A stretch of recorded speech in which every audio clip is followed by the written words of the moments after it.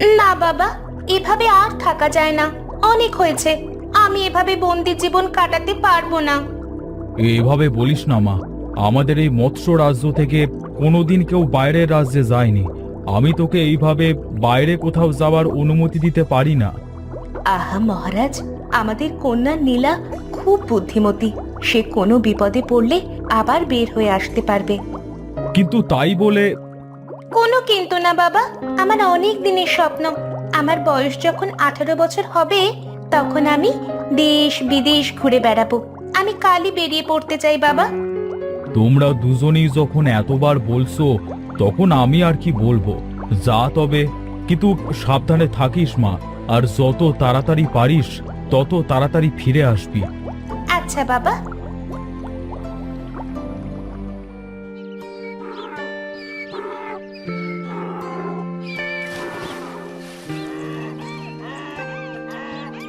না, আর পারি না বাপু। তোদের দিয়ে আমার কাজের সে অকাজ বেশি হয়, বুঝলি। চেহারাতেও কোনো চকচকানি নেই, তোদের দেখে কেউ কিনতেও চায় না।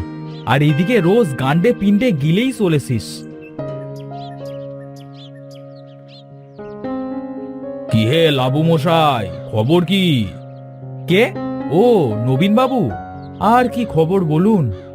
তাই বেচারা গাধাদের উপর চটে আসো কেন হে বাপু?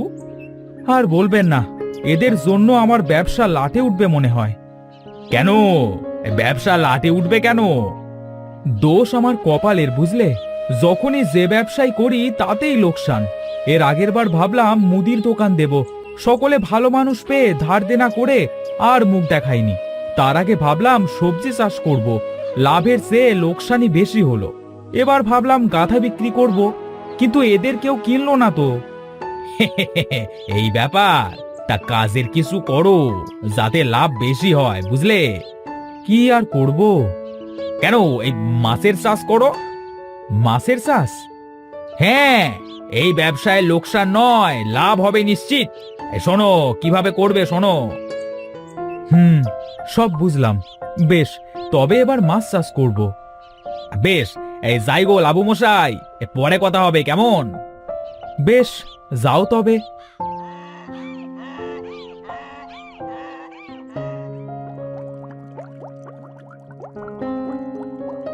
আহা, কি সুন্দর চারপাশ। কিন্তু এই গভীরে আর কতক্ষণ ঘুরবো? যাই, একটু ওপরের দিকটা ঘুরে আসি। কিন্তু এভাবে যাওয়া যাবে না। আমি বরং একটা মাছের রূপ নিই। হ্যাঁ, এবার এই মাছের রূপে আমি সব জায়গায় যেতে পারবো। যাই, ওই ওপরের দিকটা একটু ঘুরে আসি।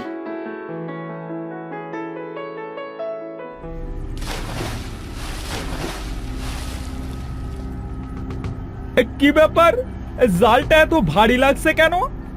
হে, মনে হয় তোমার জালে আজ বেশ বড় সড়ো মাছ ধরা পড়েছে ভায়া। টানো টানো টানো। হ্যাঁ, টানছি টানছি, এই দিলাম টান। এই, ছাড়ো, কে আছো? বাঁচাও! আরে সাবাস, কি সুন্দর মাছ। হ্যাঁ, এটাকে বেশ চওড়া দামে বেচা যাবে। তোমার তো আজ সোনায় সোহাগা হয়ে গেল গো ভায়া।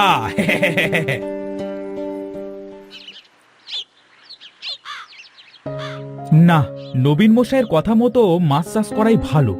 যাই, বাজার থেকে কিছু মাছ নিয়ে আসি। এবার ব্যবসা কাকে বলে সবাইকে দেখিয়ে দেব।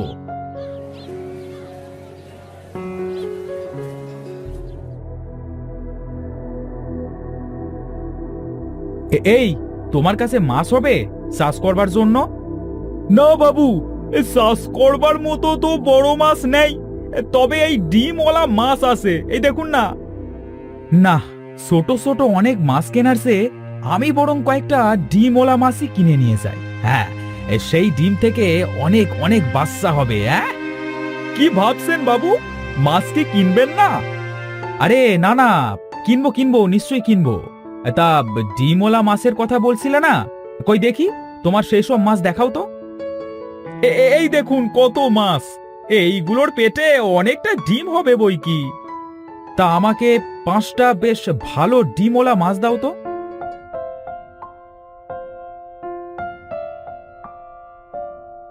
এই নিন, এই 5টা মাছ।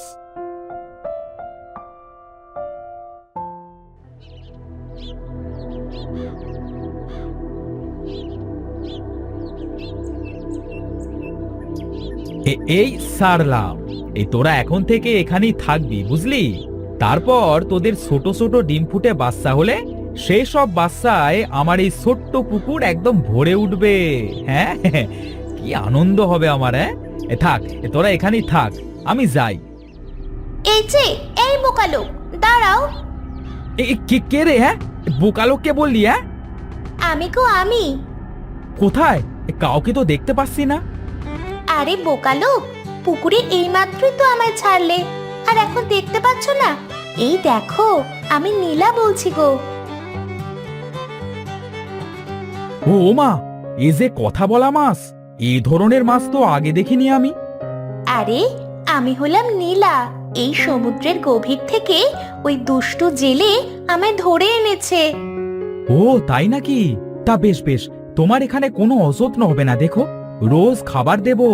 আচ্ছা, তুমি তো কথা বলা মাছ, তবে কি তোমার ডিম থেকে হওয়া সব মাছও কথা বলবে? মরণ, আমি মাছ নই, আমি হলাম মৎস্যকন্যা রাজকুমারী নীলা। আমি মৎস্যরাজের মেয়ে। এই দেখো আমার আসল রূপ। ও মা গো মা, কি সুন্দর গো তুমি! তুমি এখানে কিভাবে এলে? চালাক জেলেটা তোমাকে বোকা বানিয়েছে।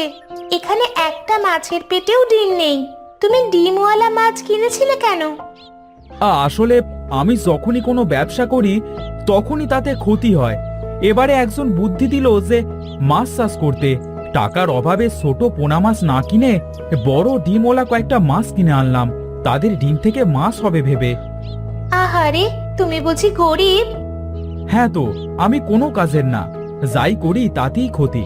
থাক সেসব কথা, না জেনে তোমার সাথে কত অন্যায় করেছি। আমি বরং তোমায় আবার সমুদ্রে ছেড়ে দিয়ে আসি, চলো।